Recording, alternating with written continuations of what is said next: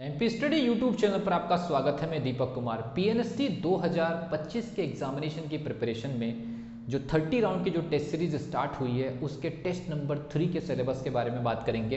तो test number 3 का जो सिलेबस होगा उसमें कौन से सब्जेक्ट की कौन कौन से यूनिट शामिल होने वाली है इसके ऊपर बात करेंगे। फिजिक्स में हम शामिल करेंगे टेस्ट नंबर 3 में धारिता, मतलब वही संधारित्र के बारे में क्वेश्चन होंगे। केमिस्ट्री में रासायनिक बलगतिकी, बायोलॉजी में मानव जनन में अलग से जो टॉपिक है डिवाइड किया गया है फीमेल रिप्रोडक्टिव सिस्टम। इंग्लिश में आर्टिकल्स के ऊपर क्वेश्चन होंगे। जनरल नॉलेज में भारत के राष्ट्रीय आंदोलन। फिर बात वही आती है कि इन पर्टिकुलर यूनिट के अंदर कौन कौन से स्पेशल टॉपिक्स होंगे जहां से आपको क्वेश्चन पूछे जा सकते हैं या पिछले 10 साल में पूछे गए हैं, उसकी चेकलिस्ट एप्लीकेशन के अंदर मिलेगी। कंटेंट इन पर्टिकुलर यूनिट के अंदर जो पढ़ने के लिए जो बेसिक कंटेंट की जरूरत होगी वो भी आपको पीडीएफ फॉर्मेट में मिलेगी। सारी चीज़ें 15 फरवरी की बाद स्टूडेंट्स को अवेलेबल होना स्टार्ट हो जाएगी। जो स्टूडेंट बाद में वीडियो को देख रहे होंगे उनको सारी चीज़ें मिल जाएंगी। अगर आप स्टार्टिंग में देख रहे हैं तो एक पर्टिकुलर समय के बाद आप थोड़ा सा वेट कर लीजिएगा, इससे सारी चीज़ें आपको प्रोवाइड हो जाएगी। टेस्ट सबमिट करने के बाद टेस्ट का एनालिसिस हमेशा आपको मिलेगा।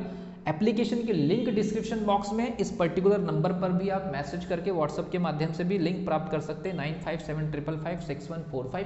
ये होगा आपका टेस्ट 3 का एक प्रकार से सिलेबस। इस सिलेबस के अराउंड टेस्ट 3 हम डिजाइन करेंगे और यहाँ पर मैं टारगेट आप लोगों को यहाँ से देना स्टार्ट करूंगा कि चाहे कितनी भी बुरी से बुरी कंडीशन हो जाए, इस टेस्ट में आप कोशिश करिए मिनिमम से मिनिमम। जो बहुत अच्छे स्टूडेंट हैं आपको 50 प्लस रहना है, और जिन स्टूडेंट की प्रिपरेशन अगर मान लीजिए अच्छी नहीं है उन्हें कम से कम पहले स्टार्टिंग में 45 मिनिमम नंबर लेकर के आने ही हैं। अब मैं ये कह रहा हूँ कि क्यों 45 क्यों और 50 क्यों। सबसे पहली चीज़ तो आप याद रखिए 4 से 5 दिन के अंदर इस सिलेबस को आपको कंप्लीट करना है। 4 से 5 दिन के अंदर इस सिलेबस को कंप्लीट करना है, इसके बेसिक कॉन्सेप्ट को पढ़ना है। 4 से 5 दिन के अंदर ये बेसिक कॉन्सेप्ट आपका पढ़ करके अगर हो जाए तो उसको आपने नोट्स भी बना लिया होगा, उसका रिवीजन भी कर लिया होगा, और उसके बाद फिर हम जो कंटेंट दे दिया वहाँ से भी आपने पढ़ लिया, और उसके बाद फिर आप टेस्ट अटेम्प्ट करें। उसके बाद भी अगर टेस्ट 3 में आपके 45 से 50 नंबर आ रहे हैं तो मैं इसको एक अच्छी सिचुएशन मान रहा हूँ। आगे आने वाले टेस्ट में हम आधे आधे एक एक नंबर की इंक्रीमेंट की हम आप लोगों से उम्मीद रखेंगे, और वो जो एक एक नंबर होगा वो कंटिन्यूसली होना चाहिए। ये नहीं होना चाहिए कि किसी टेस्ट में आपके 60 नंबर आ गए, किसी में 35 आ रहे, किसी में 55 आ रहे, किसी में 20 आ रहे, ऐसे नहीं होना चाहिए। अगर आपके किसी टेस्ट में अगर मान लीजिए 40 नंबर भी आ रहे हैं और हर टेस्ट में आप एक एक नंबर भी बढ़ा रहे हैं, और ये सोचिए कि अगर 30 राउंड तक अगर आपने 20 नंबर भी बढ़ा लिए तब भी आप 40 नंबर से बढ़कर के 60 नंबर तक जा सकते हैं। तो जो स्टूडेंट को ये लगता है कि पीएनएसटी की प्रिपरेशन में काफ़ी प्रॉब्लम जाती है, काफ़ी कठिनाई होती है, मैं उन स्टूडेंट के लिए वीडियो बनाता हूँ हमेशा, और उन स्टूडेंट से रिक्वेस्ट करता हूँ कि आपके नंबर अगर कम भी आ रहे हैं तो आपको पैनिक होने की जरूरत नहीं है। जब आप टेस्ट को सबमिट कर दे, जो क्वेश्चन आपसे गलत हो चुके हैं तो उन गलत क्वेश्चन की वहां पर एनालिसिस दी होगी तो उन एनालिसिस को जरूर रीड कर ले। स्टूडेंट गलती यही करते, टेस्ट सबमिट करने के बाद एनालिसिस को नहीं देखते। तो टेस्ट को अटेम्प्ट करने के भी कुछ बेसिक रूल रेगुलेशन है। पहले आपने पढ़ाई किया, रिविजन किया, नोट्स किया, नोट्स को कवर अप किया, कवर अप करने के बाद कि भाई टेस्ट जहां से अपन लगा रहे हैं वहां से आप लोगों को कंटेंट मिल रहा है उसको भी आपने पढ़ लिया, टेस्ट को पूरा ईमानदारी से अटेम्प्ट किया, टाइम जितना मिला है उस पूरे टाइम का इस्तेमाल किया। टेस्ट को सबमिट करने के बाद आपने स्कोर देखा कि मेरे 40 नंबर आए, इसका मतलब है कि 60 क्वेश्चन गलत हो गए। तो जब 60 क्वेश्चन गलत हो गए तो उन गलत क्वेश्चन के सही आंसर भी तो आपको एप्लीकेशन में मिल जाएंगे, उनको आपने देख लिया, तो इनडायरेक्टली आपने 100 क्वेश्चन बहुत अच्छे से तैयार कर लिए।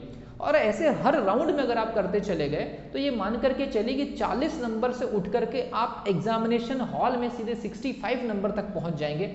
ऐसी स्थिति होती है टेस्ट को ईमानदारी से अटेम्प्ट करने की वजह से। और जिनको ये लगता है कि नहीं मेरा तो लेवल अच्छा है, अब ओवर कॉन्फिडेंस में रहने की जरूरत नहीं है। एग्जामिनेशन निकालने के लिए कॉन्फिडेंस जो है आपको बेसिक मेहनत से आना चाहिए। कि 40 नंबर आते थे किसी टेस्ट में, अब 42 आ रहे, फिर 43 आ रहे, 44 आ रहे, और एक दिन ऐसा है कि आपके 60 नंबर ज़्यादा आ रहे हैं। और मैंने पहले भी बता दिया, जो स्टूडेंट पीएनएसटी में 100 नंबर के पेपर में 60, 62, 65 नंबर लेकर के आ रहे हैं वो पूरे एमपी के अंदर टॉप 200 के अंदर होंगी।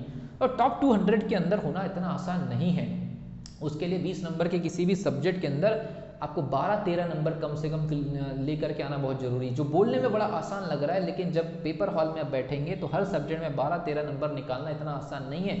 जनरल नॉलेज जैसे जो आपके नॉन इंटरेस्टिंग सब्जेक्ट रहे हैं उन पर्टिकुलर सब्जेक्ट में 20 नंबर में से 12-13 नंबर निकालना इतना आसान नहीं है। कहना हो सकता है आप लोगों को लग रहा है, सुनने में बहुत अच्छा लग रहा होगा, लेकिन 12-13 नंबर निकालना इतना आसान नहीं है।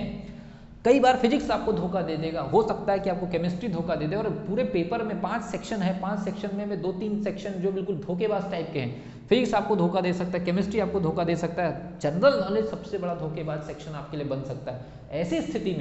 ऐसी स्थिति में 12 नंबर के रेशियो को मेंटेन करना इतना आसान नहीं होने वाला है। तो याद रखिए, इसीलिए पूरी ईमानदारी से जो राउंड के जो सिलेबस आपको मिल रहे हैं, 4 से 5 दिन का टास्क लीजिए, टारगेट लीजिए और उसको कवर अप करिए।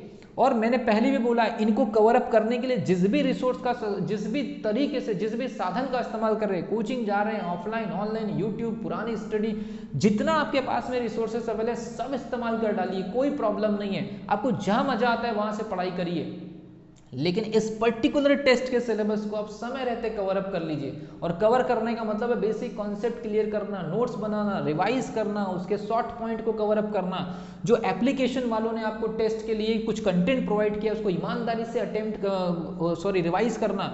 और टेस्ट को जब आपने अटेम्प्ट किया तो सबमिट करने के बाद जो गलत क्वेश्चंस आपके आए या सही क्वेश्चन जो भी आपके बने हैं, वो सही को पूरे 100 के 100 क्वेश्चन का पूरा एनालिसिस देखना कि आपने कहीं गलती से कुछ क्वेश्चन को सही तो नहीं कर दिया, या जो क्वेश्चन आपसे बन रहे थे वो गलत तो नहीं हो गए, और ये क्वेश्चन गलत है तो क्यों गलत है। ये सारी चीजें अगर आपने ईमानदारी से करना स्टार्ट कर दिया और ये पूरी प्रोसीजर एग्जामिनेशन तक लेकर के चले गए, तो मैं मान करके चल रहा हूँ कि आपका सिलेबस भी कंप्लीट होगा।